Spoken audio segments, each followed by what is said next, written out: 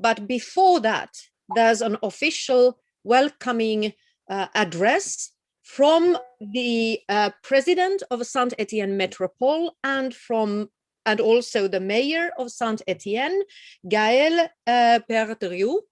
And we will have a look at the video, and I hope that you enjoy it.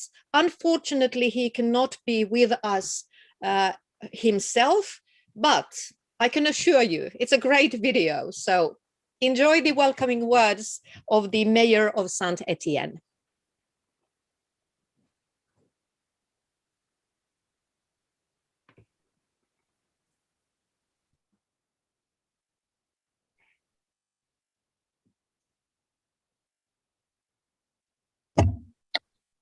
Maria, we don't have sound.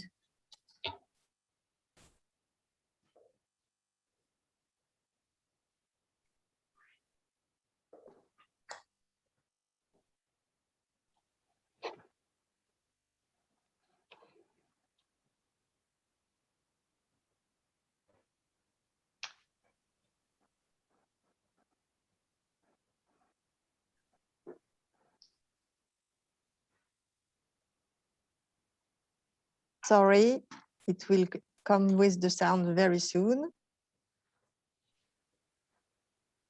Maybe you can start it all over again.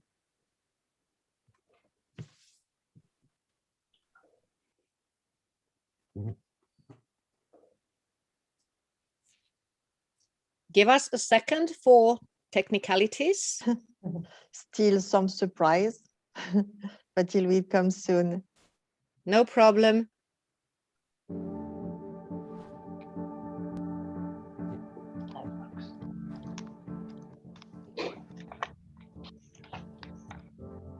Mesdames, Messieurs, je suis heureux de participer à vos côtés au forum annuel du BEDA, réseau des centres de design et d'associations de professionnels qui portent la voix du design en Europe depuis plus de 52 ans. Je remercie Madame la Présidente du BEDA, Päivi Tako-Kallio, pour son invitation à ce forum et pour son engagement considérable dans l'animation du réseau et dans la conduite d'un plan d'action dynamique. Permettez-moi de saluer les membres du BEDA et de les féliciter pour leur soutien au design et aux industries créatives dans leur pays, ainsi que les représentants de la Commission européenne qui nous font l'honneur de participer à cet événement et qui engagent avec nous une conversation autour de l'importante initiative lancée par la présidente de la Commission européenne, Madame Ursula von der Leyen, le New European Bauhaus. Cette initiative a l'ambition de mobiliser les acteurs interdisciplinaires et de mettre en place des actions pour concrétiser le pacte vert, afin d'atteindre l'objectif de co-construire une Europe neutre pour 2050. Le BEDA est l'un des premiers partenaires officiels du New European Bauhaus. Il œuvre à initier le mouvement et accompagner ses 50 membres dans 26 pays. La Cité du design de Saint-Étienne est membre du BEDA depuis 2007 et s'est naturellement rapproché des 5 autres membres du BEDA français afin que la représentation de notre pays au sein du BEDA soit effective. D'ailleurs, je suis heureux que la France ait l'honneur d'assurer la présidence du BEDA à compter de cette année pour un mandat de 2 ans. Comme vous le savez, le forum du BEDA aurait dû se tenir en présentiel à Saint-Étienne dans le cadre de la Biennale internationale du design 2021. Compte tenu du contexte sanitaire, la Biennale est reportée d'1 année et le forum du BEDA se tiendra finalement en ligne. Les expositions, les événements de la Biennale 2021 proposaient de mettre en avant la thématique prospective des bifurcations afin d'explorer les pistes de changements sociaux profonds qui nous entourent. La crise sanitaire a mis ses besoins en exergue et en a fait une urgence mondiale. Elle nous pousse à bifurquer dès maintenant, à rebondir et à inventer des alternatives pour répondre aux enjeux sociétaux, économiques et environnementaux. La ville de Saint-Étienne, ville créative design UNESCO, communément appelée la ville aux 1000 brevets, a su innover à chaque bifurcation que nous imposait notre époque, ce qui a fait d'elle la capitale industrielle de l'Europe au XIXe siècle. Dans notre ville sont nées des inventions qui ont marqué leur époque. La première ligne de chemin de fer, le vélo, le tramway français, l'invention de la roue hydraulique et beaucoup d'autres. Nous pouvons considérer que Saint-Étienne a transformé le monde. Ville de créateurs et d'inventeurs, elle reste en constante mutation, animée par une dynamique liant l'art et l'industrie. Les entreprises locales se sont saisies du design pour innover et se transformer en capitalisant sur leur savoir-faire traditionnel. Elles sont devenues des leaders dans de nombreux domaines d'excellence, parmi lesquels la technologie médicale, l'optique, l'industrie ou encore le numérique. Le design est désormais reconnu comme un facteur essentiel de la compétitivité des entreprises. Vous l'aurez compris, Saint-Étienne a toujours nourri des liens forts et historiques avec le design et a su en faire un puissant levier de développement de son territoire. La ville est dotée d'un écosystème design riche et dynamique, avec notamment l'École supérieure d'art et de design, la Biennale internationale du design et la Cité du design, sans oublier les nombreux créatifs et entrepreneurs qui s'installent au sein du quartier créatif. Ce n'est donc pas par hasard si l'UNESCO a désigné notre ville comme la seule ville française ville créative pour le design et qu'en 2019, la ville de Saint-Étienne a rejoint le réseau UNESCO Ville inclusive et durable. Le design stéphanois a une particularité. Il est aussi sociétal. En effet, à Saint-Étienne, le design ne se résume pas à dessiner de jolis objets ou mobilier. Il s'intéresse aussi à la société, aux attentes des citoyens dans un monde en constante évolution. Les biennales sont donc le reflet de ces questionnements sociétaux et le monde entier sollicite le pôle recherche de la Cité du design de Saint-Étienne pour approfondir ces questions de société et pour replacer l'homme au cœur des villes, des technologies et des organisations. Force est de constater que ces questions n'ont jamais autant été d'actualité. La crise sanitaire que nous traversons a mis en évidence la fragilité environnementale de notre société et donc le besoin vital de repenser nos modèles économiques, sociaux, culturels, sociétals, voire politiques. Nous ne pouvons pas ignorer ce qui a eu lieu et je crois qu'il convient d'en tirer tous les enseignements. Je suis convaincu que le design peut être un formidable outil au service de notre société parce qu'il permet de transformer le monde et de lui redonner du sens, et ce, en partant des attentes et des besoins des individus. Il permet aussi de dessiner les contours d'une société pensée par les hommes et à destination de tous les hommes. Je vous souhaite à toutes et à tous un excellent forum du BEDA et je serai très heureux de vous accueillir l'année prochaine pour la Biennale internationale du design qui aura lieu en avril 2022.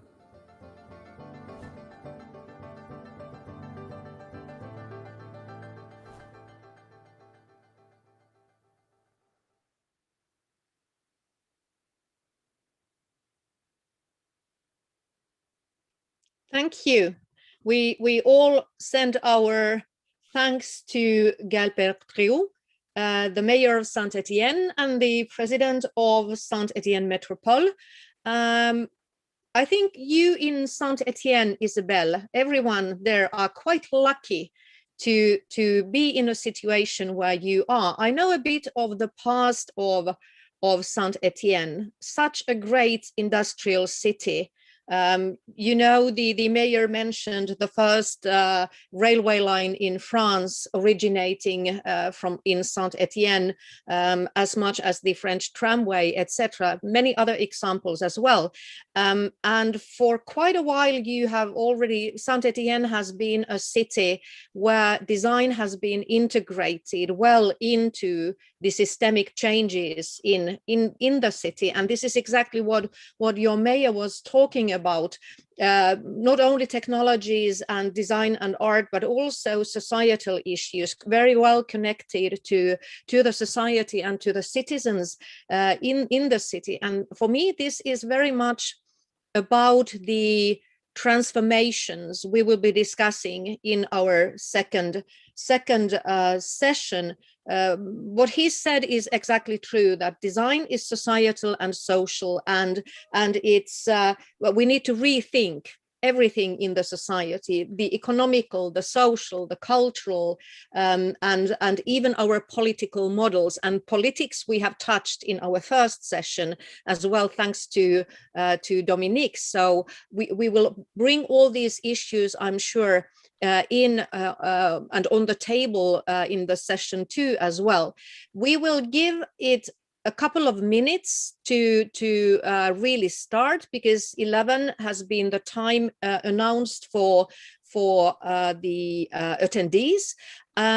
what I would perhaps like to ask from Isabel is, again, if you could please explain that we are having 2 languages available at the moment, so that would be perhaps great.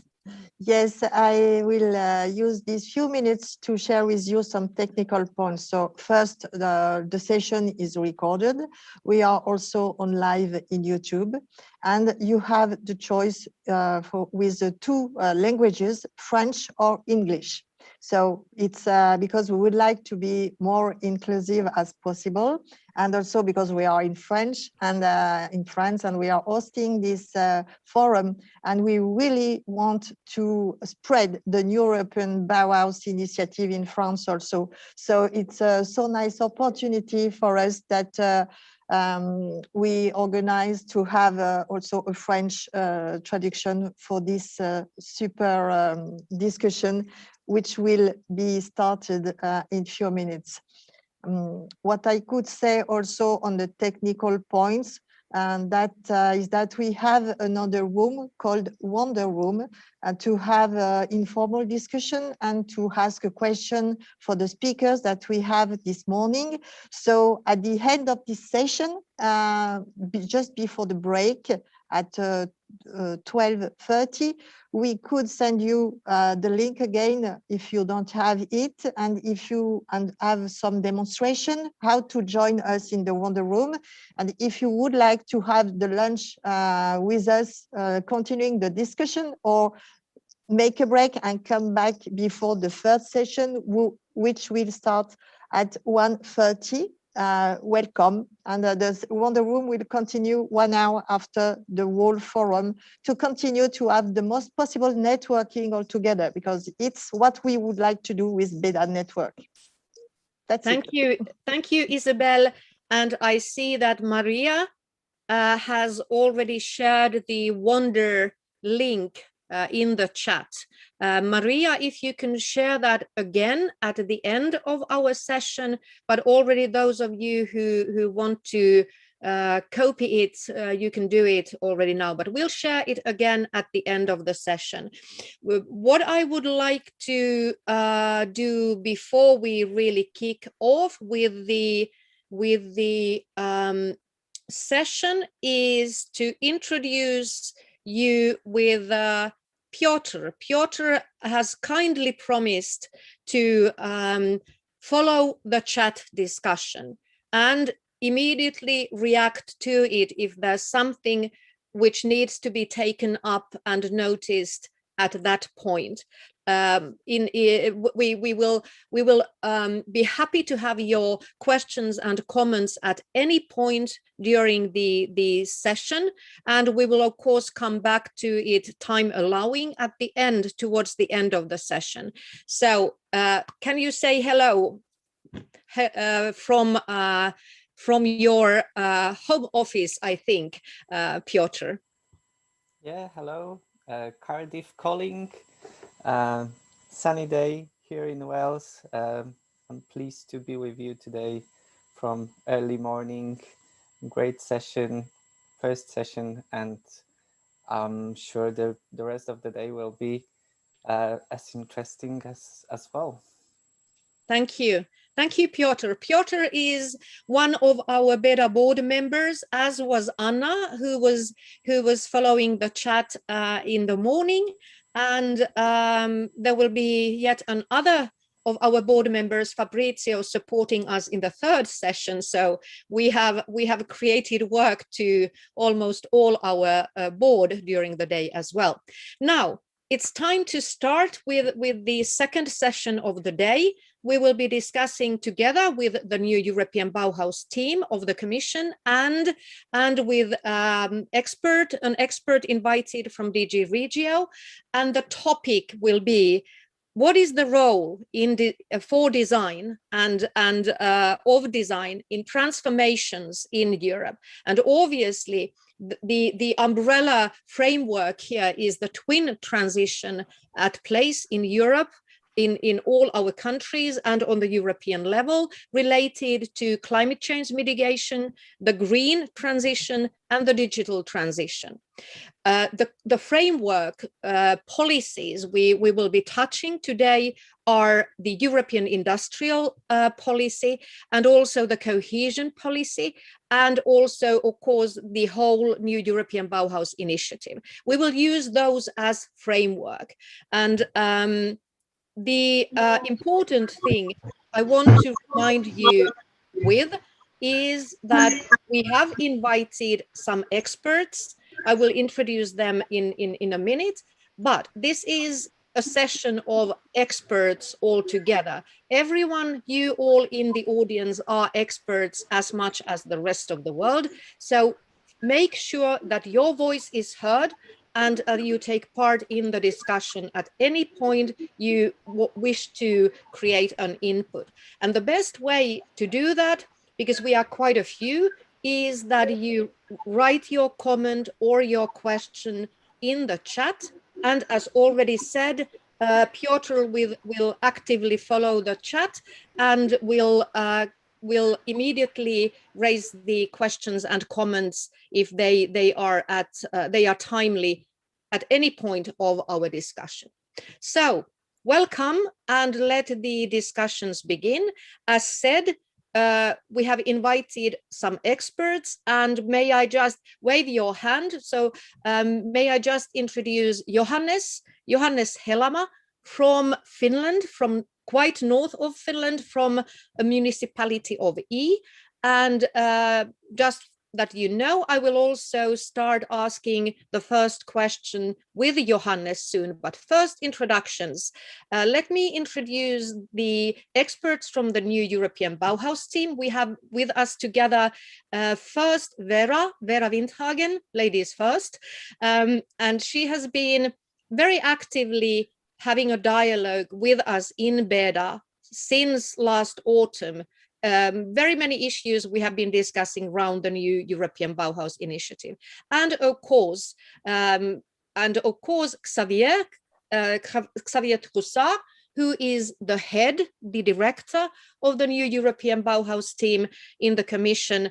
And just a tiny detail, Xavier, if I can ask you kindly to rename yourself, because you seem to be another Vera at the moment, so people will be able to remember your name as well. And then the last expert with us today is Laura. Laura is from DG RegioStars, an expert in urban development. Laura Hageman-Arellano. So welcome to join our discussion today.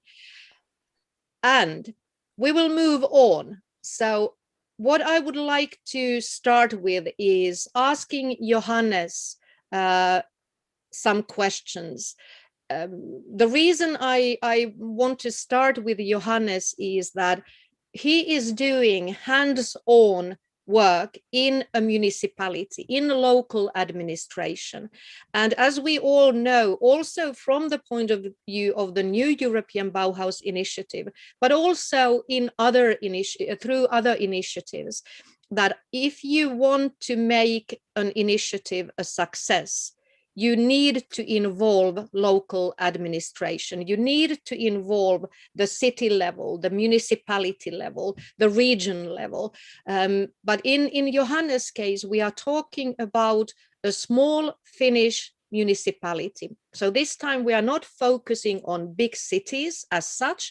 We are having a focus or a case study from a very small municipality. From Central European point of view, it's written I, very brief Finnish word, name for a great municipality.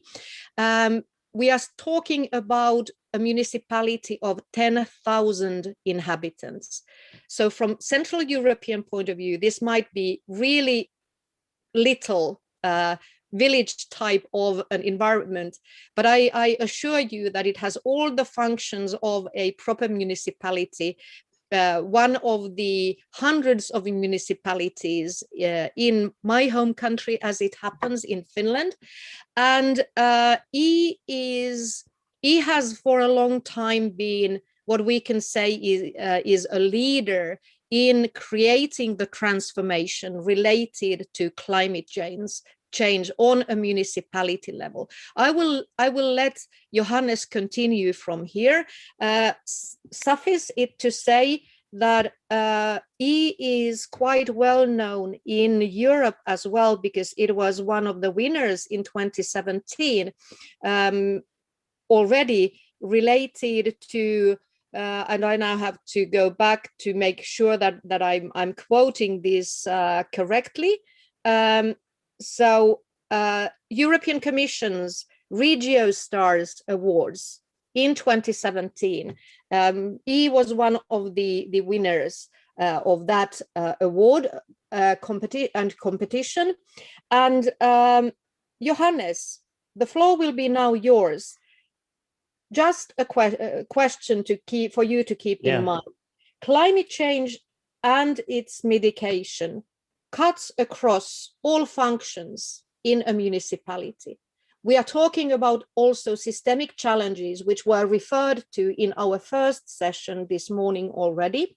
So how do you do that in E? You have quite a long experience of creating the transformation already. We would obviously be interested in your successes, but also the challenges. What has gone wrong and what is still a challenge? So if you can share both the sides of the coin, that would be much appreciated. So go ahead, Johannes. Actually, one of the main points I would like to address is that in a future, or right now, we have to learn here at the public sector.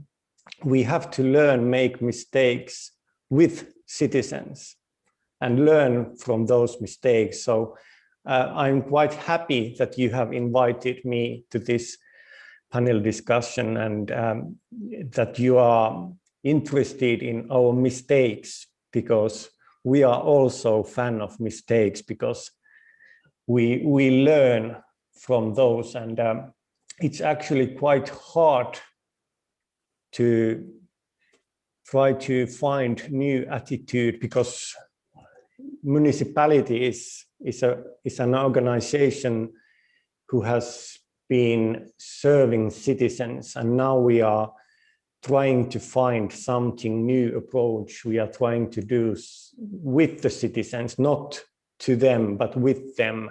And that's why the mistakes are quite important. But I would like to, at first, I would like to show a little video that explains maybe a little bit about what perspective I'm talking about. I will start sharing my screen here. And this is actually a BBC who has made short video about E. So I will show it that first and then start answering questions.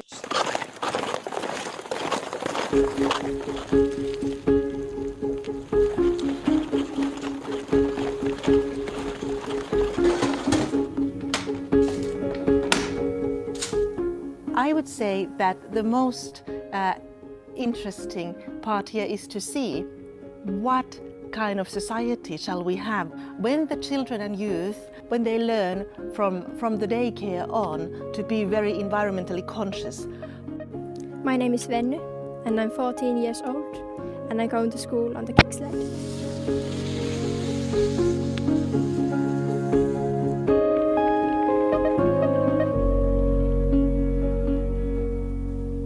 The kids are measuring the water, heat and electricity consumption, whether all the electrical devices in the classroom have been switched off, if the temperature of the classroom is fine, if it's too hot or too cold. And they are also leaving a personal message to the teacher to know how they are feeling about it, how he or she has been doing with the climate actions.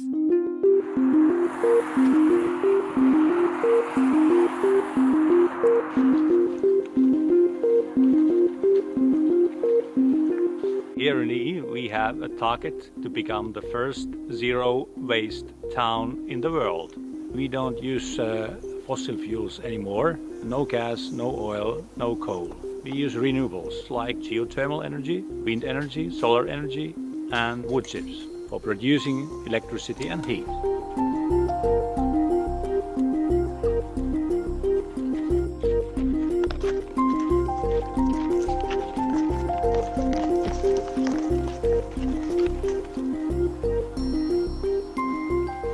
If the tiny little E with 10,000 inhabitants can show that environmental work is profitable, then no one else has excuse anymore. Even global challenges can be solved. Everyone can do it. It's just up to the will. Saamme voimaa auringosta, niin ylös kun tuulee. Minä luotan tuuleen, luotan aurinkoon. Saamme voimaa auringosta, niin ylös kun tuulee. Minä luotan tuuleen, luotan aurinkoon.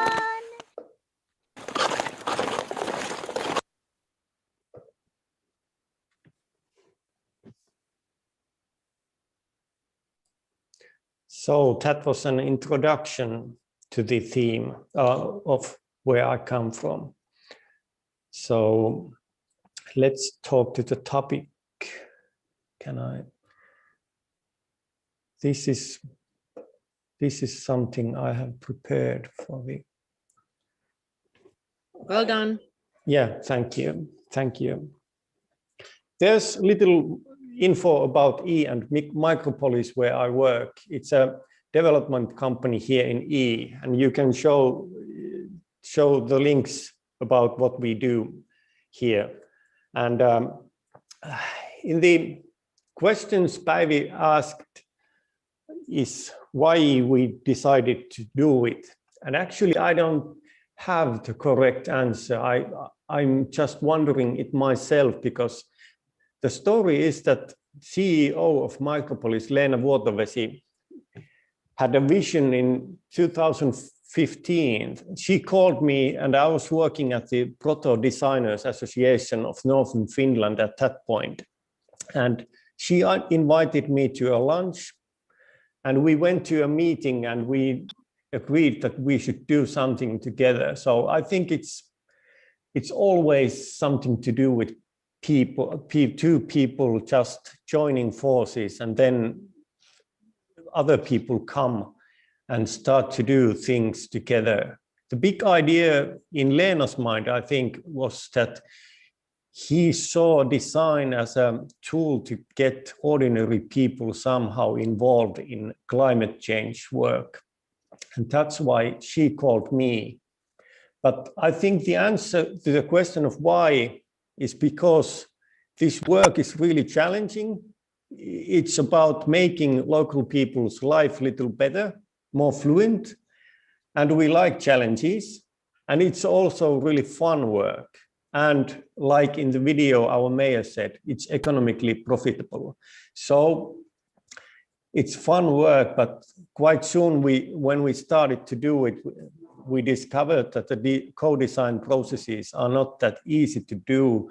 And actually, Dave Snowden taught me that because if you want to get people involved in co-design, doing things with the municipality or bigger cities, you try to ask them how we should do things.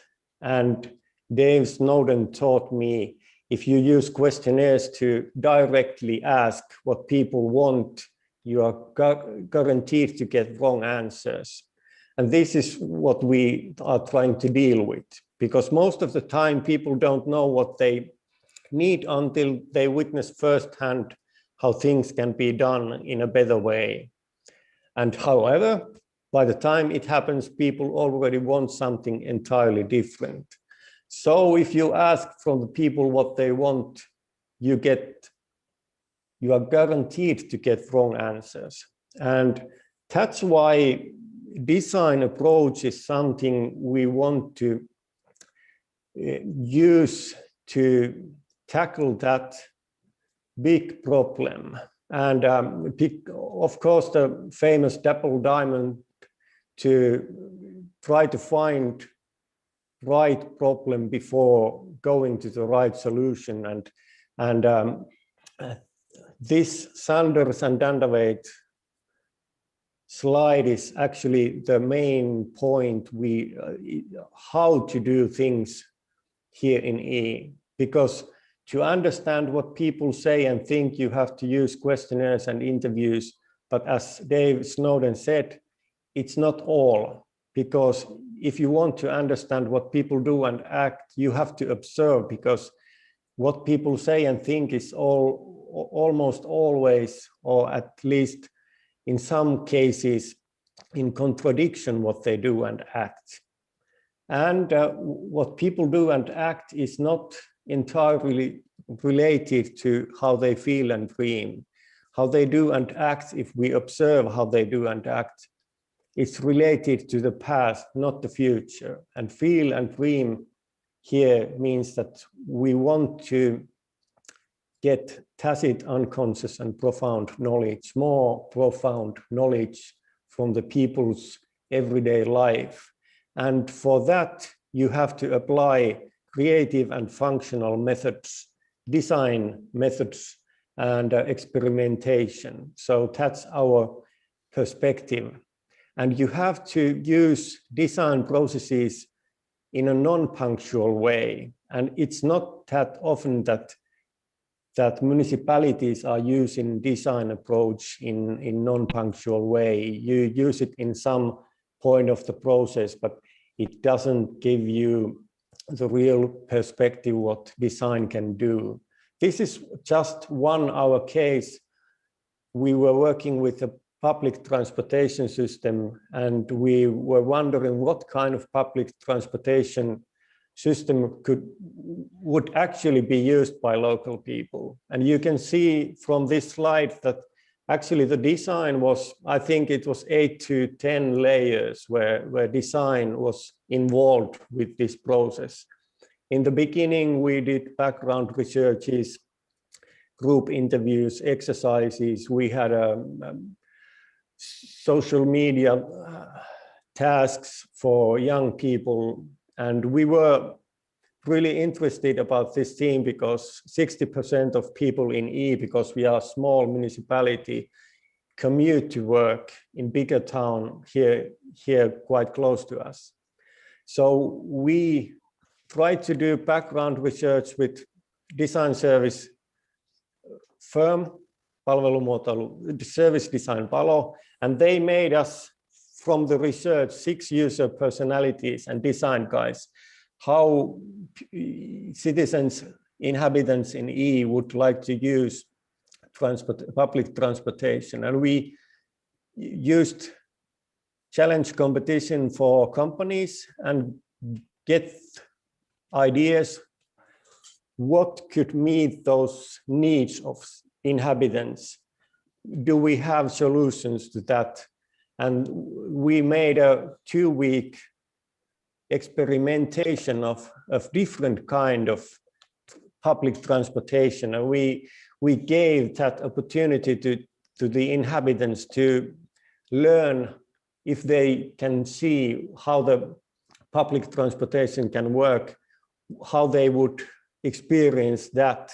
And we had a work line almost from your front door to quite close to your workplace, and the inhabitants named it direct line. And we were quite happy that they gave it its name.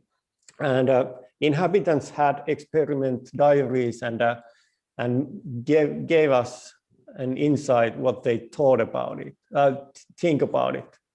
And actually the results were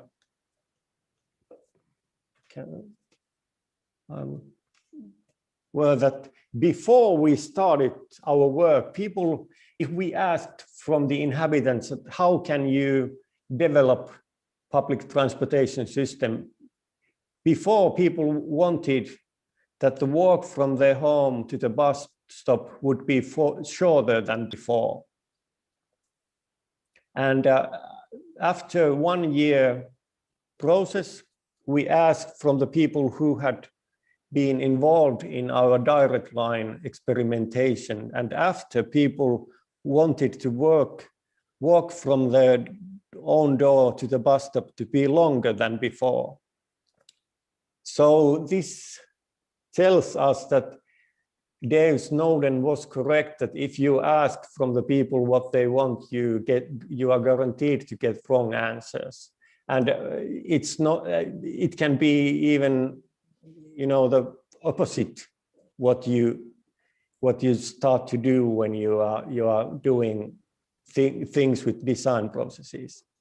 And my last thing here is that if you think about those experiments with what you can do with design processes, you can start to get close to the strategic inclusion.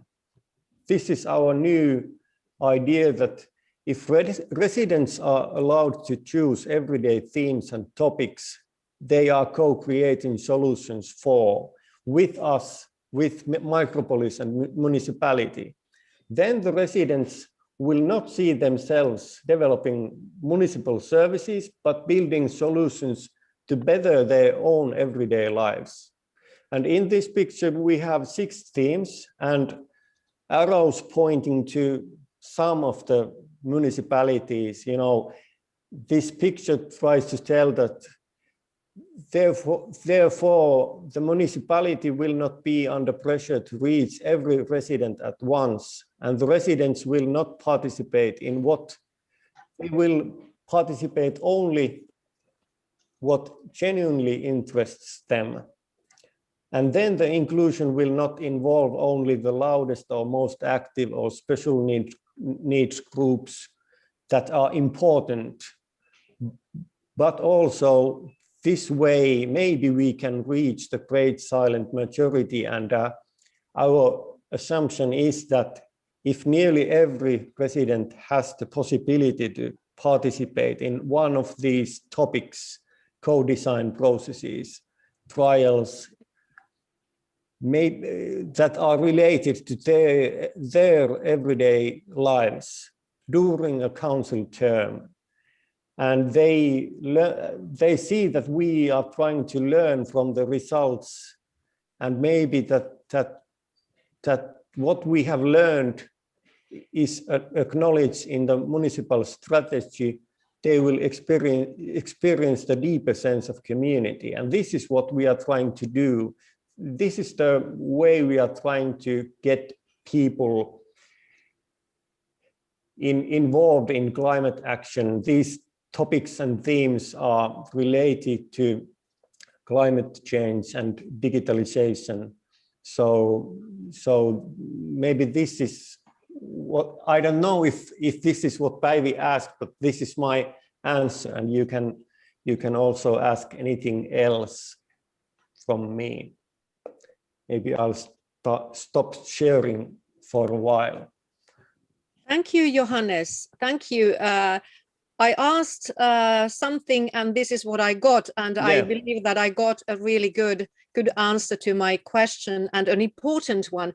The thing I paid attention, one of the things I paid attention is what you said, that the involving citizens in the municipality of E, not as the outcome, not as citizens creating solutions for the municipality, but realizing that they create solutions for themselves to improve their own lives. I think this is absolutely important and critical. Maybe actually, if I could ask, if I would be, I could ask Xavier, Vera, Laura, all of you to quickly react to this, to what you heard.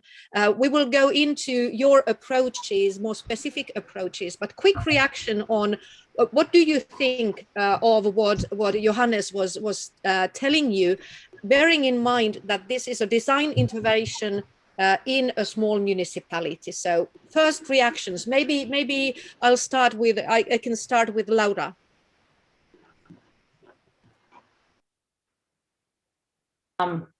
Well, as a reaction, first of all, I think that this participatory, the participation of citizenship is at the core of what we do basically in our strategies, urban development strategies. One of the, that I will explain later, one of the 2 or 3 keys of it. And we have loads of experiences with bigger and smaller cities, and participation is one of the issues that most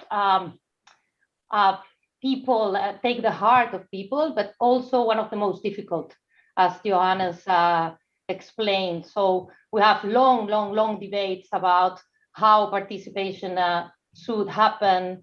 And one of them also is about how much time it takes and how much effort, how much money, in the sense of how cumbersome all those processes are, and how can we match them with the processes of the needs to spend money on time and so on. So I had also a question to Johannes, if the time allows, because I was very interested in how were the topics chosen, what a trial for each topic entailed, and how did you deal with this issue that this could be very expensive in terms of time and resources to do this for each of the things that you wanted to try? Yeah. Actually, at the moment, we have an inquiry to the to the inhabitants of E, and we are asking questions, or we are making claims about their lives, and they are saying to us in a digital platform that how correct is the claim. And in that process, we are trying to find new material, how people everyday life here is experienced, and with that we are trying to find new experiments. And actually, I don't even know yet how we are going to do that. In 2 weeks' time, we have to start to do it. We are asking why questions. If one question is they agree or they don't agree, and they say it's the important question, it's meaningful question to them, then we are asking them why, and we are trying to find from the whys the answers, what we are trying to do next. And I don't know if that's a good answer, but at the moment we have resources from the government, so we don't have to think about money that much. But I think that the better we learn about inhabitants' everyday life, the information and knowledge about that life, everyday life, makes everything easier in a long run. It makes everything cheaper because you don't have to use design as much in the future as you did before in the beginning. So I think the cost is in the beginning quite much, but it gets cheaper every project that you do. You get the info about everyday life, and that info helps you with the other projects. You don't have to do everything from the beginning. You can start from the middle, and maybe in some point you can start almost from the end, because you already have so much knowledge about everyday life. Of course, you have to update, because life also changes, like we know in pandemic or otherwise. So this is maybe this is my answer. I don't know. Great, thank you, Johannes. Are you satisfied with the answer, Laura? Okay, I take it as a yes. Vera and Xavier, feel free to continue. And Piotr, may I ask you already to be ready after Vera and Xavier, because I see there are questions in the chat, so maybe you can then take the floor. But Vera, Xavier, any thoughts? Well, maybe I can I can share a few thoughts. First, in reaction to Johannes' presentation, where we pretty much agree on this question of the disconnect between the opinions, the actions and the feelings of people. And that's precisely why we ourselves, in launching the design phase of the New European Bauhaus, have collected stories, experiences, visions, and we have not put a survey asking for the opinions of people. So we want to find also at European level a way to connect to people in a different way. And I think this is very important. Then I think the second thing which echoes what we receive through the design phase is that what the big challenges we want to tackle, climate change, rising inequalities, have to find a solution at the very local level where it matters for people and when it can improve their lives. And so they tell us we have focus on the district, on the village, and then they say, of course, to achieve something which is meaningful for us, you need rather sophisticated projects. It's not something you get out of the ground very easily. And I think Johannes clearly illustrated this. And from his own experience, I mean, I've got both interesting, I find very interesting points. First, the mix of elements that have gathered through the process and the focus on the daily life, which might be a good thread also to make sure that we reach the integration objective we have in the European Bauhaus. If we want to reach for both sustainability, inclusion, and aesthetics, the best way is not perhaps to start with a kind of thematic approach, but rather look at the daily life. And if you look at the daily life of people, it will cross in different ways those three dimensions. And so that might be in itself a way to work on the integration. Second point I wanted to highlight is his point in response to Laura, which seems that you have not only to invest in a one go, it becomes a new governance at local level. And say it's whether we are building not new European Bauhaus projects for one-off transformations, or whether we are transforming the way places will self-govern or will govern themselves to move on in the transformation. And that's interesting. And the fact that the cost is lowering over time brings this idea that it could be more interesting to invest in reshaping the governance rather than just having a punctual project. And the last thing is perhaps a question, which is if we need, and I think that's also interesting for our colleagues from DG Regio, because there's this issue of capacity building. How do you see the best way to exchange this very precious experience that you get in your city to the wide community of people in other cities that would like to launch similar ambitious transformation projects? So what's the effective way to exchange your unique experience without losing the contextual dimension, but extracting from these things that are useful for others to go on? I will stop here, Päivi. Okay, this is a good question. Johannes, would you like to respond to Xavier's question from your point of view? It's also about scaling up. Yeah. Sorry, can I just build up?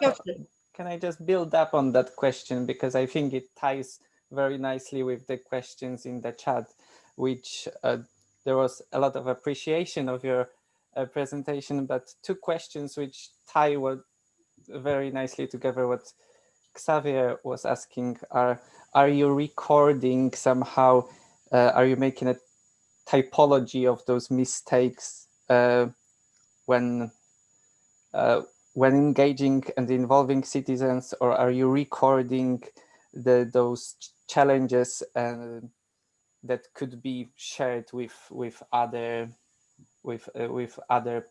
people around Europe, so they can learn from your experience as well? Actually, in this new project, Open Agenda, what we are doing right now, we haven't done it yet, but when the project continues, we will open a YouTube channel. And everyone involved, citizens, experts, mayor, everyone who's involved with the project can do a video of our project in different angles, what they have been doing with us, and tell us how they have experienced it. They can talk about problems or they can talk about solutions.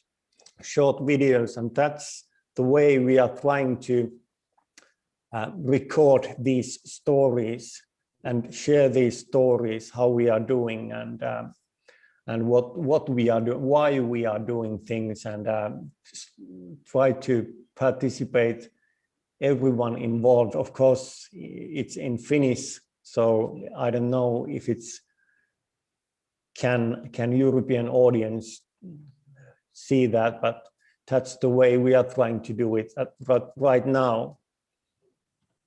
And I think that the stories, mistakes, are the best way to tell what we are doing. The success stories and mistake stories, they are good way to tell or try to tell what you are doing. So we hope that if inhabitants also have stories of what they have done with us, it builds a sense of community, because in the stories, I hope they share what they have learned and what we done after that. So thank you, Johannes. Vera, do you want to add something? No, I was still thinking about what Laura said about the money and the learning, and connected to the learning, and that participation costs money. Making policies that don't work also cost money. That's the and the question is, do you look at participation as a process that you in itself that you do upfront, or do you look at it as a bigger part of a whole, as a kind of way to change or to really influence what is going on?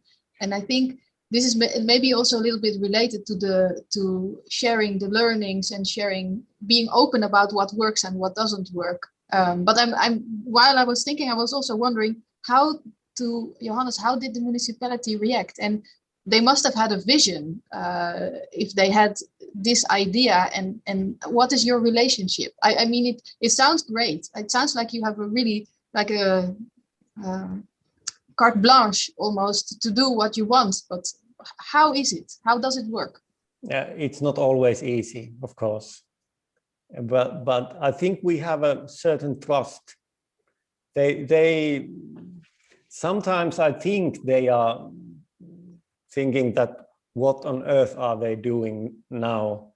And we are trying to explain, and because we are doing new things, we maybe don't know what we are doing at the moment. They are asking us, so you have to have trust to each other. But actually, our CEO is so important in this, and because it's a small municipality, we have a direct line to the mayor, and if he has something to ask, he can ask directly to us, and we can meet if there are questions. But I would like to say to the money question that my answer is that don't use design processes in a project that are not meaningful to inhabitants or you. Because if it is meaningful to you and inhabitants, it's not that, it might be expensive, but it's important, it's meaningful. But if you use it in non-meaningful projects, I don't advise to do that, because this way you diminish the idea of participation. Thanks, Johannes. Can I just react to a word that was said just a few seconds ago, trust. I think perhaps trust is a critical element in the success. And my question to you, Johannes, my question to all of you actually is that, do you think that one of the reasons why you have been able to run these processes with citizens in the municipality of E is because it's a small municipality? We are talking about 10,000 people as the whole group, the people living in the whole big, well, not big, but the whole municipality. Could you see that this could succeed in a similar way in, let's say, the biggest city in Finland, Helsinki, or let's say Paris, New York? Well, New York is not Europe, but this is part of our global thinking as well. Or do you see that you would need a radically different approach in an environment and still local environment? Any big city, Paris, London, in our discussion, in our discourse, is local environment, but there's a huge difference between millions and 10,000. I work in E because it's small, and I think it's easier here.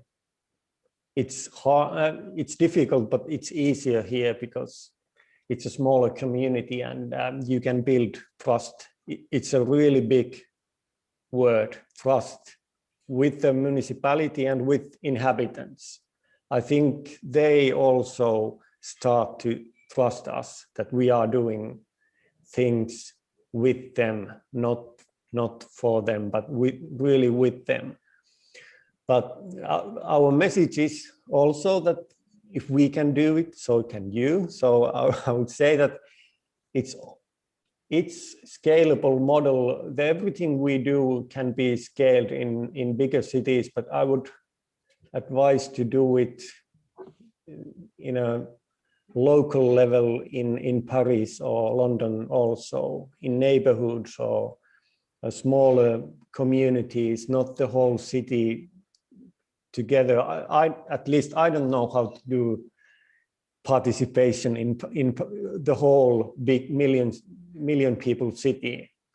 I would hope to know the answer to that, but my point of view is to do it with smaller communities, and I think that it's part of why we have succeeded, as you asked. Can I quickly ask Vera and Xavier, because what you are doing in the new European Bauhaus initiative in the co-design phase is actually scaling this up immensely when you invite everyone, small communities, organizations, even individuals, to come back to you with a response. How do you react to what Johannes just said? I can perhaps say, and Vera can chip in, two elements. First is Johannes said something about, when he was talking about trust, also about meaningful. And I think that there's a tendency when people for the first time face design processes that are rather complex and uncertain, they want to lower the risk. And so there's a risk that indeed they push a first experiment on something which is not meaningful. And in the Commission, we have started a few years ago to use design to support policy DGs. And at the beginning, we had a few DGs that were just trying out on the margins. But what is very interesting is that the new European Bauhaus is the first opportunity to do something under the aegis of the President of the Commission, and which is involving all the services of the Commission potentially, and which is full scale. So it shows that if you can build trust within the organization, there's probably no limit to the scale to which you can apply the process. Then, of course, you have to discover which kind of process is adapted to the kind of scale you develop. But so, in principle, I would say the very important point is the trust and the meaningfulness of the process. Then all the rest can be adapted, I would say, to the scale. When it comes to people, I think what was very interesting in the European Bauhaus engagement so far is that we created more problems with the usual suspects that are talking to the EU, institutions because they were destabilized by the way we were engaging. But we reached out to individuals, small organizations, micro enterprises in the way I'm sure very few initiatives launched by the Commission have reached out to. So I think that's also something which is interesting. More than that, we cannot say because we will have to learn what works, what doesn't work, and we'll come back later with the lessons learned. But maybe Vera has some complementary thoughts. Well, nothing beats going out on the street and meeting people. That if we could have done this, we should. But with all the limits that we have and the time that we are in, this is not possible. But it's really, I really like, if you look at the stories that we get now through the website, sometimes I really feel that they're personally directed to me. If you read them, it is almost like personal contact. And that's very strong. It's really, I really like it. Thank you, Vera. Thank you, everyone, for the discussion till now.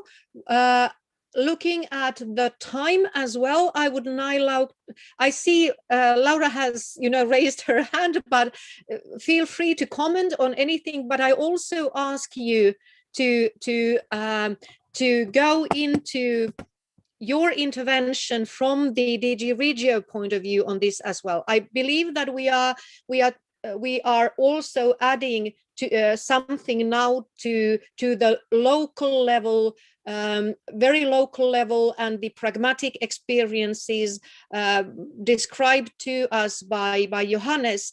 Your approach is a bit different, so feel free to start, but also react to what Johannes has said. So go ahead, Laura. Thank you, Päivi.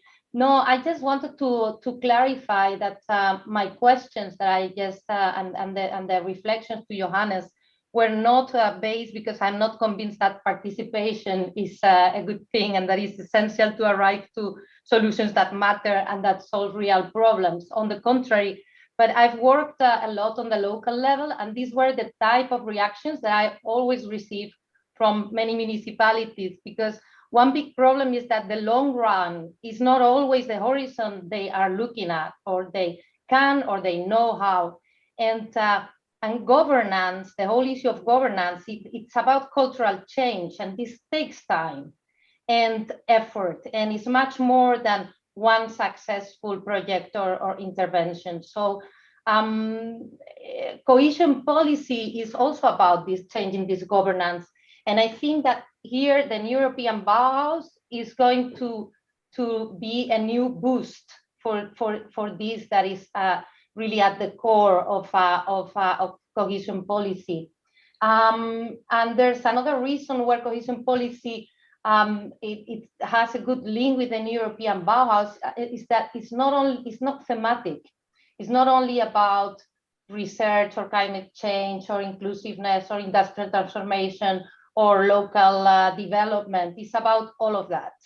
And it's about concretizing all those policies in territories, in cities, in overcrowded cities, rural areas, mountains, depopulating areas, which have their own specificities. So per se, cohesion policy is place-based, and it also shares the multidisciplinary approach of the European Bauhaus. So I think this is one of the So cohesion policy on one hand will be one of the key instruments to supporting all the policies we're talking about. Furthermore, we've been promoting, and this, this is in general, but we've been promoting integrated and participatory approaches in line with a lot of the European Bauhaus principles, and also on the Leipzig Charter principles now for decades.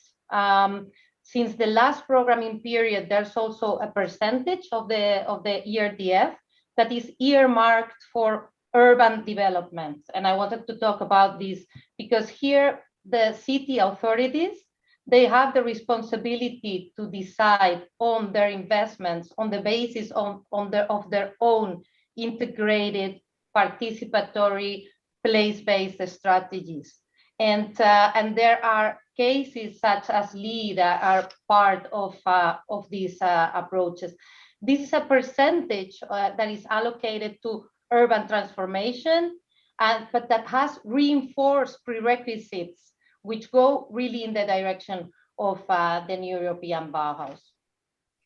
So, but I wanted also have to say that cohesion policy operates in shared management.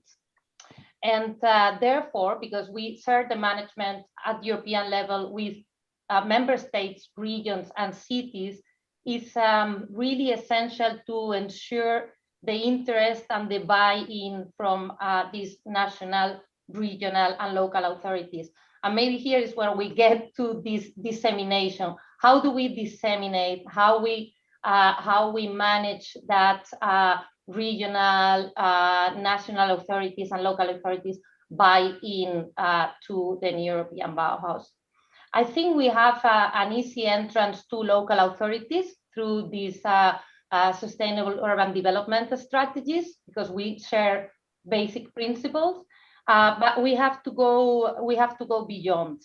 And in this sense, I wanted to say that already we have, I think there are 4 days left or 5 days left that we launched prizes for the European Bauhaus to get ideas, to really get like these good projects that we can promote later on.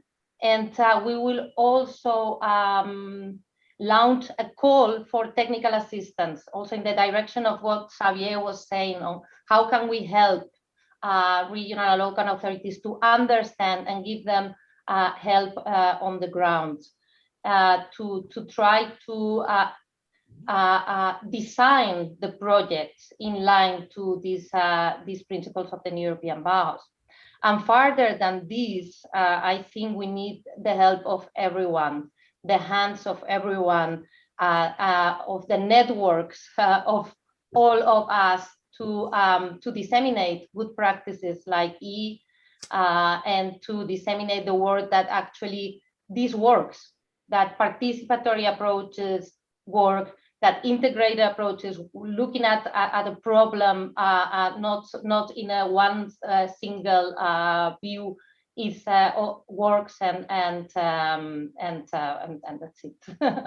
I think I'm going to finish here, Päivi, and we can take the conversation later on the issue of design and all of your other questions that we Okay. put up. Thank you, Laura. Asking Piotr, is there anything you would like to raise up from the chat at the moment? Thank you. Like, there was some discussion about what meaningful means and how it changes throughout. There was also a comment about how to scale, but I think we touched on that already, because there's what was also mentioned, subsidiarity, so working on this in communities, on the lowest, closest to the citizens. But maybe one from the questions was, how do you prepare citizens and public sector staff for those meaningful conversation? How you build capacity to be involved in those conversations and participatory processes? And is this is a question to Johannes? Yes. Did you get the question, Johannes? Yes. I don't know if I have the answer, but I personally think that it's about trust and openness and transparency and all those simple but difficult words. Because this is always our goal, to build a trust, through open transparency, enthusiasm to learn. If inhabitants, I think it's in a way that if inhabitants experience that we are enthusiastic about what we are doing and we are trying to learn with them, it builds trust, and that's the best approach to also to everything else. I think everything else comes after that.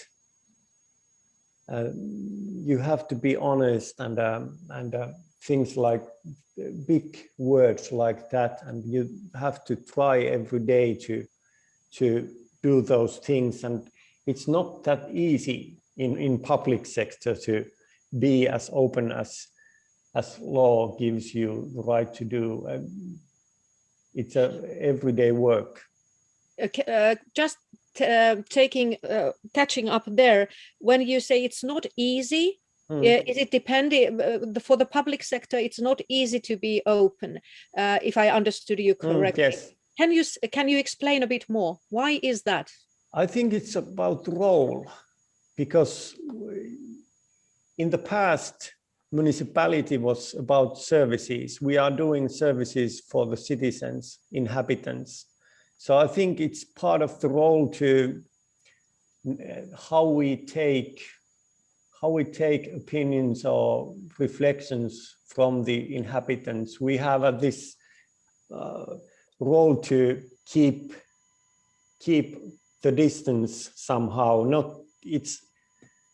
I don't know how to explain it, but in a different role, when I'm doing a project in a development company and I call myself a change agent, I'm not telling to inhabitants that I'm from the municipality. I'm telling them that I'm from the project, and I hope that they can be more open to me than to the municipality. If they say something that municipality is doing this and this and this, and I say, maybe, I don't know, I'm not working there, I'm doing this project, and I'm really interested about your life and these themes that we are doing. So I'm in a different role. I am working at the municipality in a way, but I try to keep a little distance to municipality also. And when you have to have trust into the municipality and between you, the project and municipality, it's a difficult task to take a distance and still be trustful and be trusted. Mm. So you need to find a balance at all times, you feel. Yeah. Okay. Thank you, Johannes. I'm seeing there's input from Kat Drew. Piotr, would it be okay for you if we ask Kat to say a few words of her intervention in the chat? Of course. Okay. I wanted to just put the question from Nicola to Vera and Xavier maybe first. Okay, then we'll start with Nicola. So you lead this, and then at a later stage after that, Kat, be prepared to open your thoughts as well. But go ahead, Piotr. It's related to participation on various levels. And Nicola is asking how the participation through New European Bauhaus also relates to the conference on the future of Europe, because there are certainly crossovers, but the conference is even more ambitious when it comes to participation of citizens. Do you see any links, and if so, how does those two processes link together? Well, I mean, indeed, there should be some links. At the very beginning, when we ask ourselves how we're going to engage with people about this new initiative, we contemplated the possibility to actually do it within the context of the Conference on the Future of Europe. But at this point in time, the process and the timing was still uncertain, and so that's why we decided to develop our own engagement process. But I really agree on the fact that what we learn through this engagement process is relevant for a broader debate on the future of Europe. And so we will be in contact with our colleagues that are running this conference on the future of Europe to see how the conversation we have generated can then probably have a kind of follow-up and be contributing to the debate on the future of Europe in the long run. So the technicalities to do that are not yet defined, but I think clearly this is a debate through the discussion about what people want out of the places where they live. They tell us something which is fully relevant about their vision of also the future of Europe, and I think that there's a connection we have to develop. Thank you, Xavier. Anything else on your side, Piotr, in relation to the chat? No? Do I see you doing this? Okay. I think we are up to date with the questions. Okay, excellent. I wanted to ask Kat to say a bit more on your comments in the chat, but also in a bigger picture, maybe. I know that you were not here from the very early minutes of our session, but your intervention insight shared in session 1 in relation to the systemic level and the framework for the systemic level in the context of design. I think that was quite important also in many senses related to what happens in the small municipality of E, tackling climate change mitigation, but also generally speaking involving citizens in that small municipality. So if there's anything you would like to say about that, and it's very much related to the scaling issue we are talking about here. How do you scale up from small environments, small municipalities to, let's say, bigger cities and maybe even larger environments? So if you can say anything, if you want to say anything on that, much appreciated. Yeah, sure. And sorry, I was just a little sorry, I was a little late, and it's so nice to see some other friendly faces here. And also I was involved in the policy lab when that started off, that Xavier kind of instigated, and it's just so beautiful to see how it's now evolved into this. So very exciting. So I think we've been running a program called Design in the Public Sector for about 7 years at Design Council, and that is all about, each year we bring about 15 local councils, local government together in teams, and they use design to address a social problem. And 7 years ago it started off, and it was very much about human-centered services. So how do we make the homeless service more user-centered or citizen-centered? How do we make the planning system more accessible for citizens? But it was still very much in that paradigm of we, the state, provide you, citizens, with a service. And it was also just focused very much on that interaction. And over the last 7 years, we've seen that design has been asked to deal with much bigger challenges. So public health, physical activity, or climate change this year. And obviously that requires many different types of organisations at the local level, communities and public sector. And also it does also require intervention at different levels of the system. So at the local level, at the regional level, at the kind of national government level. And so we've really had to evolve our framework and also our process for doing that. So whereas before we would provide design skills training to each of these individual teams, now what we're doing is we're bringing them together as a cohort who might be working in different areas of the UK, all on climate change, but someone on biodiversity and someone on like zero carbon homes. But they all learn from each other actually, because they all need each other's interventions really. Some are just experimenting quicker than the other ones. So they're reducing risk for the collective.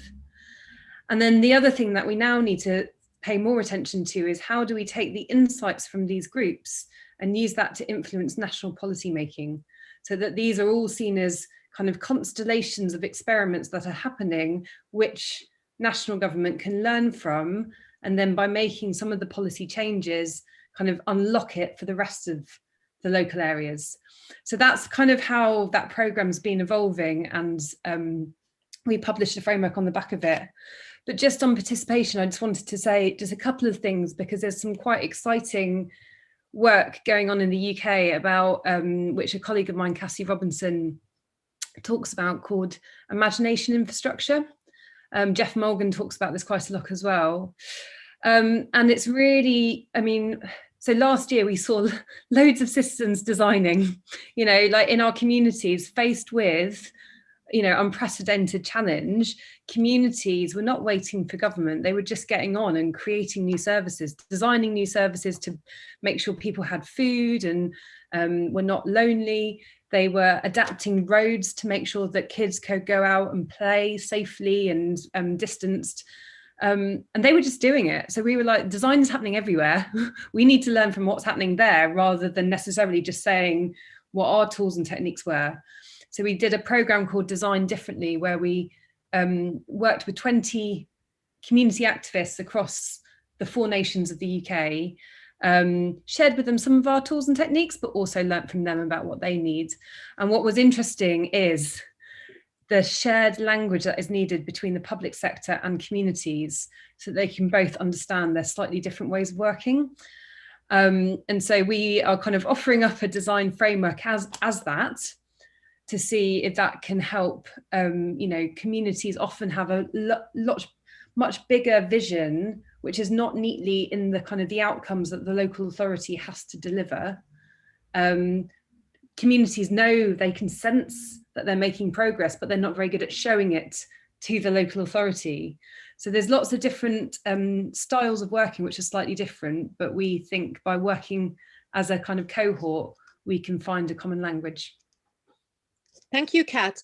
A quick question to Johannes. I saw you raise your thumb at one point when Kat was talking. So can you say what were you raising your thumb for?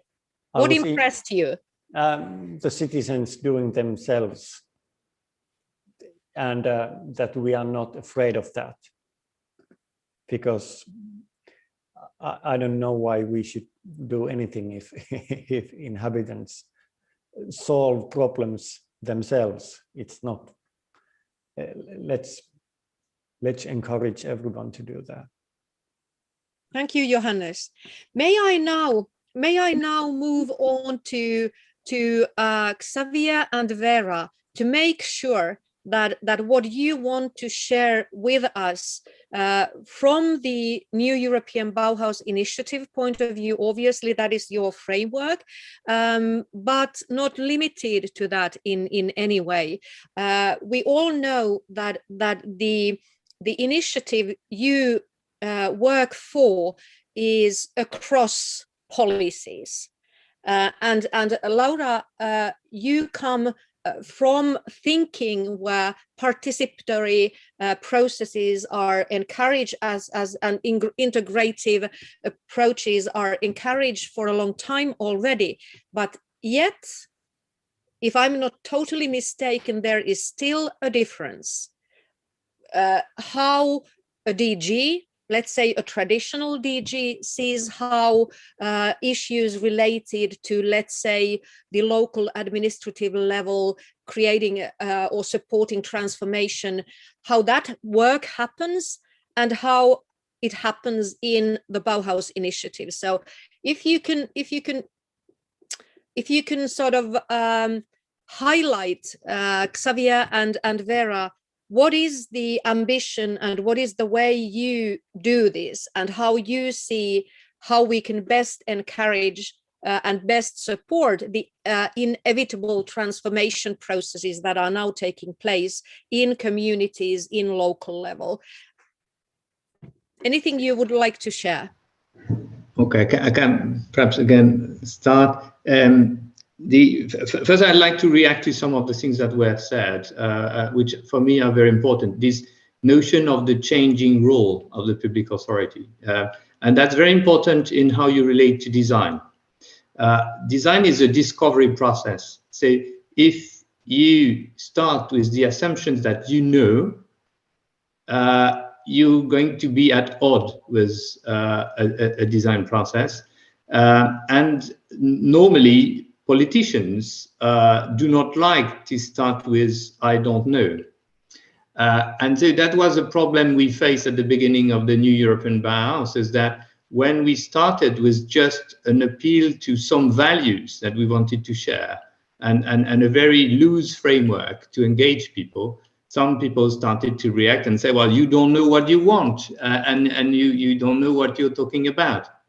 And so this is something you have to accept, is a changing role. And in this role, you fully aim at creating a community that brings the change itself, not you. So again, the end goal is also not to have something which is led from Brussels, but that's why we use the term a movement, is that we want to just serve a community of agents of change at very different levels across Europe, and discover how best to support this community to achieve its goal. So I think I connect also with what Kat was saying, is that we are hoping for a community to support the new European Bauhaus that are community of doers, that do not wait us or anybody else to do things, but we want to connect with this community of doers and understand how we can support them in whatever effective way. Yeah? So that's a bit the end goal. And here, I mean, the questions we have then for our colleagues from the different policy DGs is how well the support mechanisms they have in place are attuned with this objective, and how we can use the existing EU programs in an effective way to deliver the kind of expected support. So we have started this conversation, in particular with our colleagues from DG REGIO, but with also other colleagues, but it will be a process of fine-tuning. Yeah?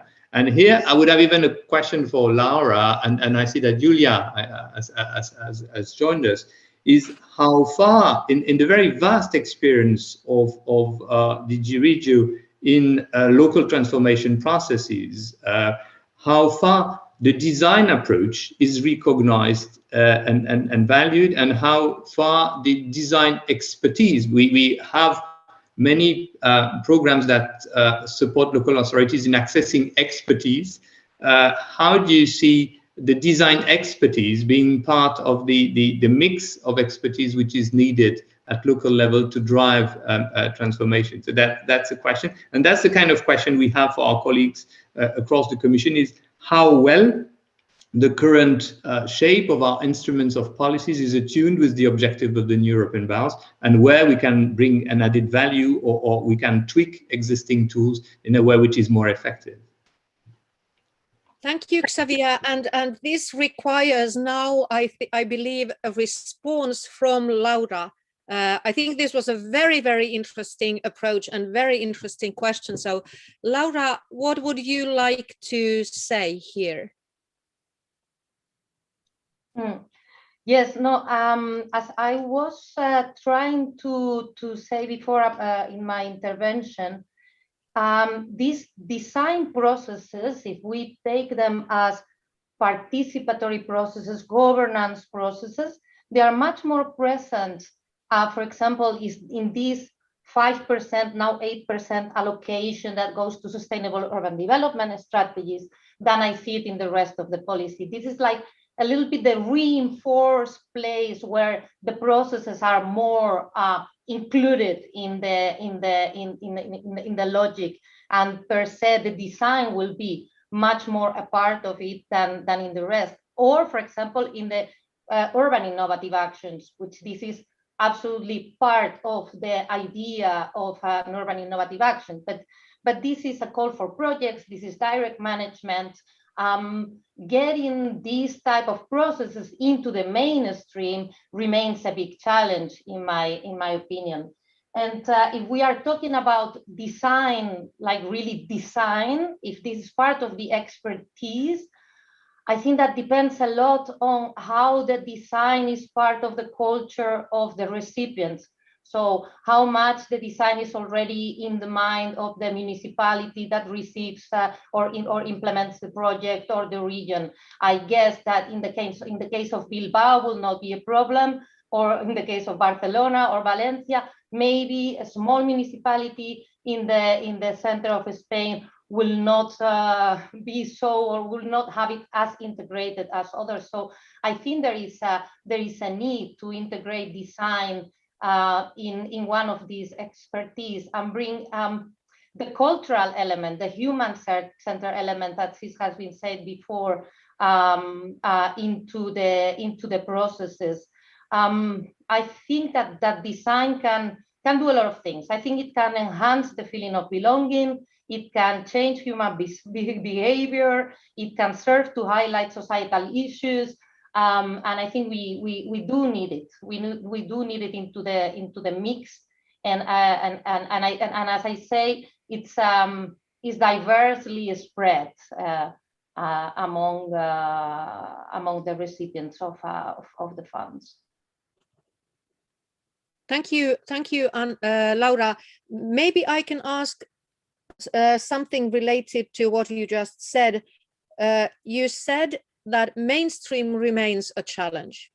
When you were talking about how design is included or integrated in certain earmarked initiatives or projects, how come mainstreaming is a challenge? I think that participatory approaches and first participatory approaches are much more near to the local authorities. So in this sense, an initiative that already has this, that is directly to local authorities, I think that the participatory element will be more naturally there, because they're more close to the citizens, they're more used to participatory processes. And on the other hand, when you go to interventions that are more thematic or much more thematically thought, the integrated approach, the holistic approach, is less naturally also present. This is why all pilot, all kind of pilot projects.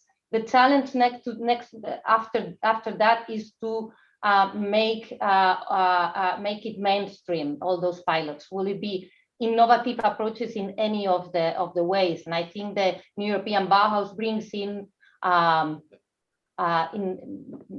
pretty innovative way of working in terms of governance. Even if this is something that has been done, but some very well, it still needs to go everywhere, and this is where it's difficult. The mainstream is that everybody uses this type of ideas. Everybody, it's part of the way of working of every local and regional and national level. Yeah, thank you, Laura. Maybe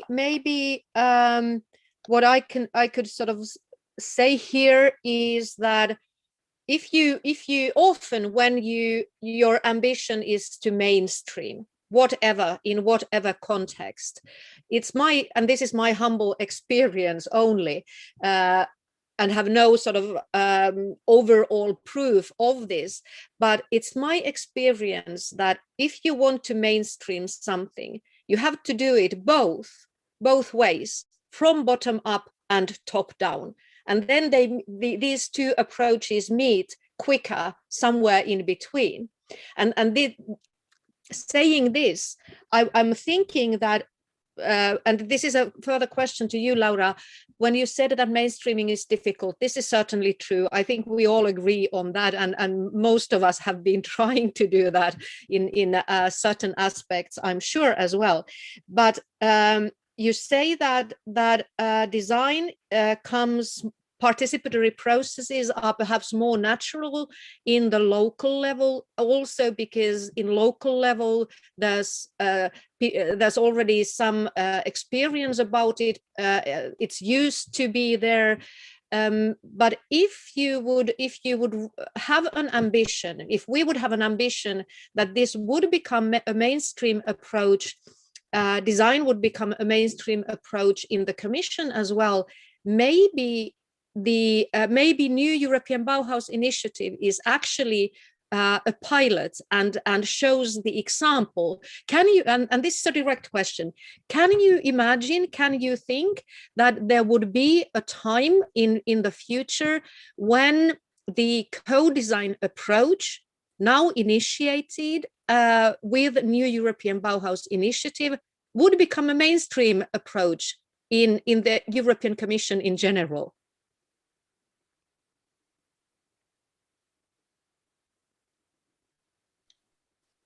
Well, if you are asking me about my dreams, yes, of course.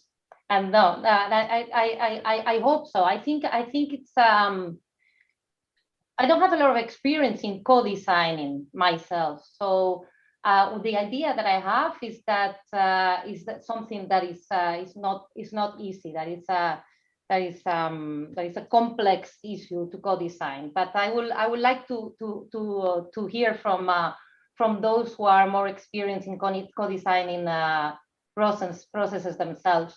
But already what the New European Bauhaus has made for us is to do something that we sometimes don't do enough, and is to talk with each other, to be aware of what the others do and to try to be complementary, to work across the Gs ourselves at the EU level, which is already something that we have to do if we want to ask others to do the same. So I think in this sense, experiences like this or initiatives like the European Bauhaus can lead the way for other organizations or other levels of government, not only the local, to enter in this type of processes. Thank you. A good answer. Thank you very much. Very quickly, I see there are hands raised, but Piotr, you take the floor and see who is raising hands, and if there's anything that needs to be reacted to in the chat as well. We have 6 minutes to go. I see Iulia is raising a hand, but maybe before that, there was a question earlier from Regina, and I think it's related to mainstreaming design and innovation. It was about risk avoidance within New European Bauhaus. Regina, would you like to elaborate on that question, or? Yeah, I was just wondering, and that actually ties in with some other questions which were proposed, and which Xavier actually, I think, partly already answered, that you have these, quite often you have this risk avoidance when it comes to governmental decisions. And if you talk to design, you have to be able to make mistakes, and you have to be risk affine, to say so, to take challenges on. So how do you bridge this gap in between?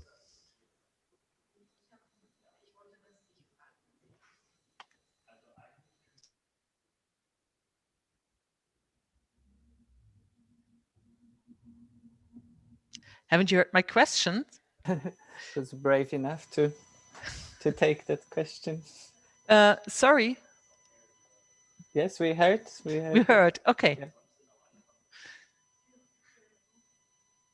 And who was the question directed to? To the New European Bauhaus team. Ah, Xavier and Vera, and/or. Any response?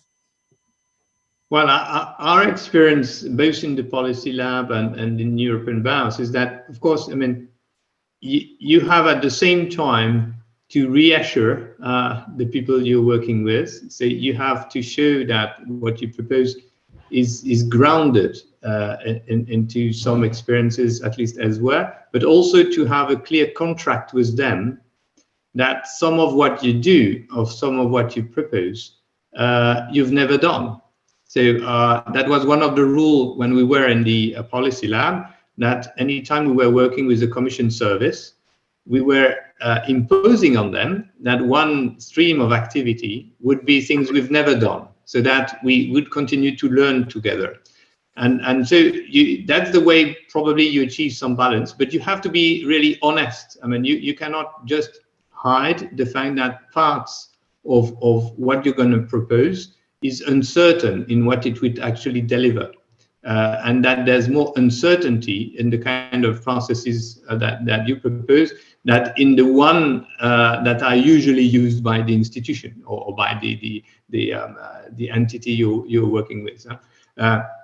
But I think that's related to the question of trust and transparency. So you've got to be transparent and in discussion with who you are working for or who you are working with, you find probably this balance between elements that they need to be reassured and element of risks that they can share with you. And that's the way we've been working, at least.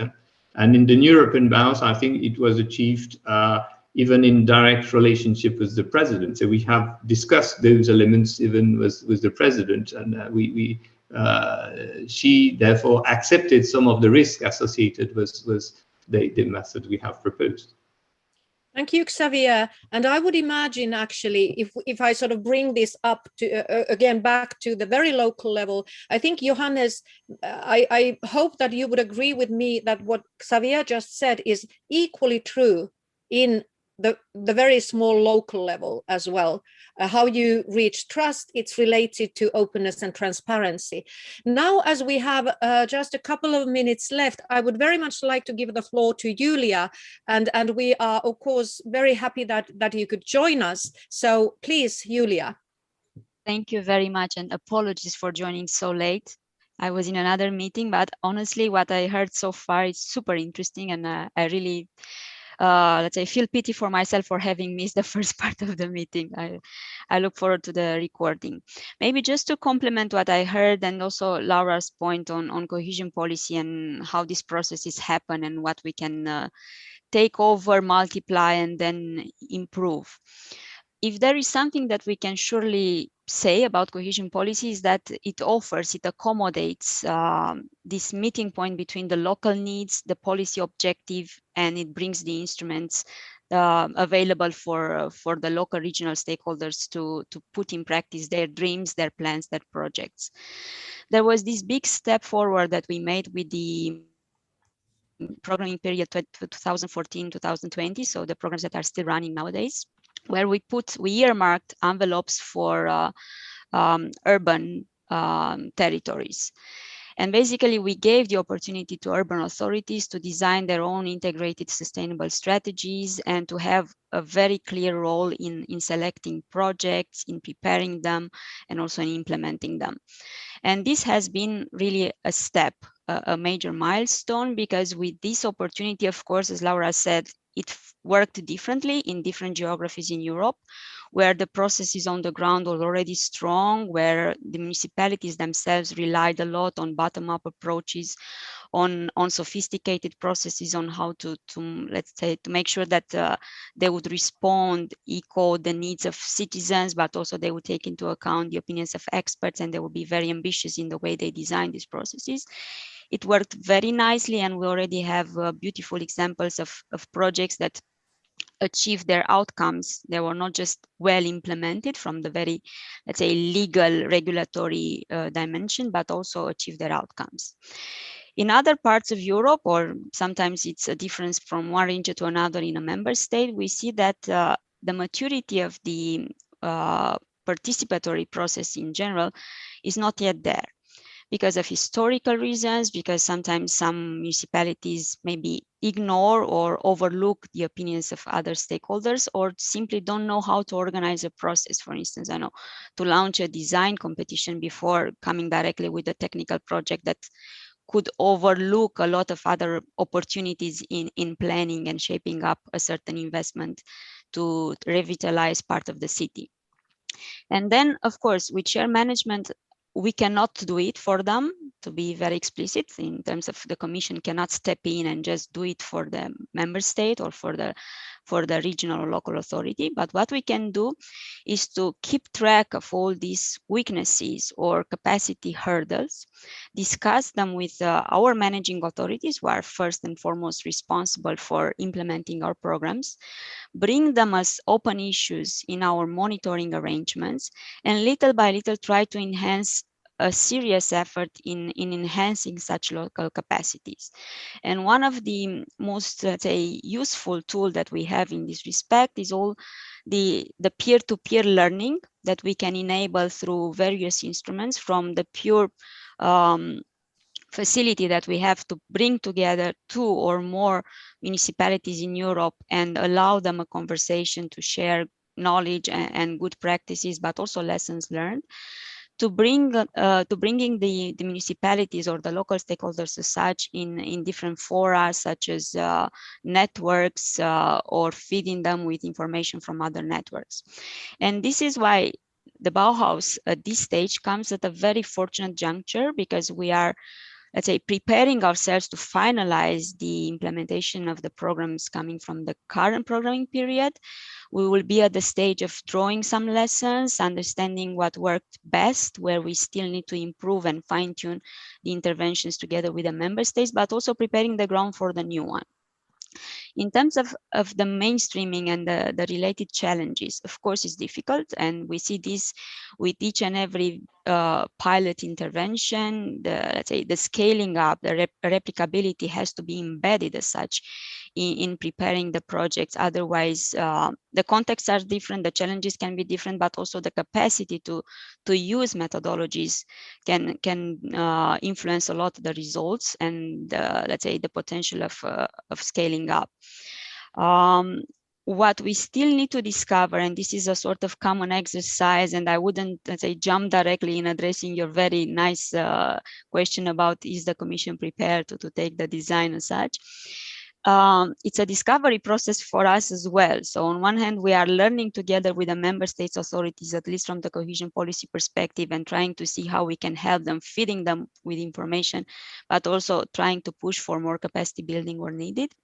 But it's a learning exercise for us as well across Commission services to see how we can make best out of the existing frameworks, regulatory, financial, to mobilize instruments and means to support the, let's say, the first delivery steps, but afterwards the transformation of the Bauhaus into a real movement across the boards, and how the different policy objectives that would ultimately associate ourselves to the Bauhaus, from the renovation wave to inclusiveness, which goes also through to social inclusion that cohesion policy caters for, cultural heritage, and so on and so forth, can work together in another way without, let's say, destroying the existing framework, because in Commission terms, this is very difficult to change something that is already regulated. But in terms of using our capacities to really make different streams working together and really, I wouldn't say directly working across silos, because it's not, let's say, really that we are in silos in different DGs, but the coordination as such of every step that we are planning for delivering the Bauhaus requires this careful consideration of how the processes are going on and how we can use ourselves different methodologies in order to make all these ends meet in a very fortunate manner. Thank you, Iulia. Thank you for your great insight and for sharing this with us. I will only say here that what I take from your talk is as a sort of a first step. There are a lot of other levels as well, but I hear this also as something that I would like to bring to the grassroots level of BEDA, our member organizations in different countries in Europe. I think the work with, when you say that design integrated in local level processes, local administration level processes doesn't happen everywhere. This is hopefully and perhaps something BEDA can support on a local level. We can definitely be more active. We can be more active in our dialogue with local administration in every single country as well.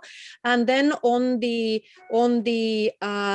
more umbrella level or the Commission level, BEDA as an umbrella organization is of course always willing to continue these discussions and also to be part of bringing the experiences from a wider European level to your knowledge. The last thing before I close the session, and I apologize for everyone that we went a few minutes over time, but the discussion was much too interesting to be cut short, is that and this is actually to Laura, referring to what you said in your last comments, was that I heard you saying that you haven't really taken that much part in co-design processes yourself. This can be changed anytime.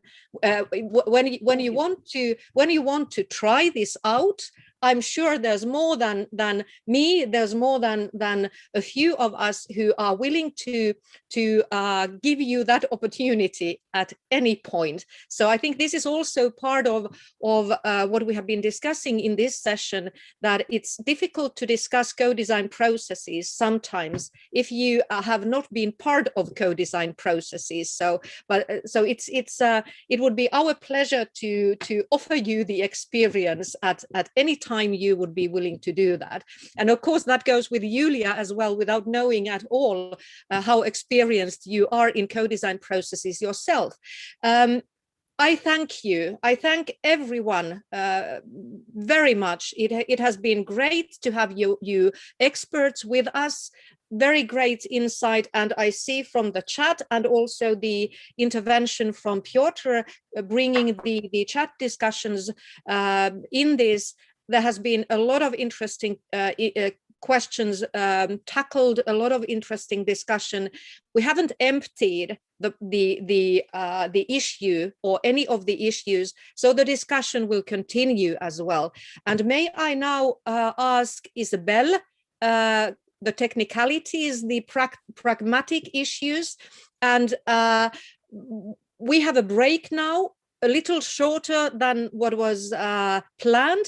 So tell us when do we come back and what is the theme for session 3? Yes, thank you, Päivi. So we will come back for the third session at 1:30. But during the break lunch, you could stay with us in the Wonder Room. And for that, I will let the floor to Maria, who is from the Cité du Design team. And she will send you, oh, yes, thank you, Maria. She just sent you again the link to this Wonder Room. So it's to have informal discussion during, you could also have the lunch in the same time, or join us after your lunch when you want. This Wonder Room will be open also after the third session to continue the discussion, because it's our main subject to create collaboration and participation. So thank you so much. I let the floor to Maria, who will explain you for who would like to come in the Wonder Room, how to do it. It's very easy. Maria? Yeah, thank you, Isabel. Hi, everyone. Hi from Saint-Étienne. Of course, we would very much like to have you here, but as we're online, we wanted to suggest to you some social get-together and ideas exchange, and I feel that there are a lot of ideas to share.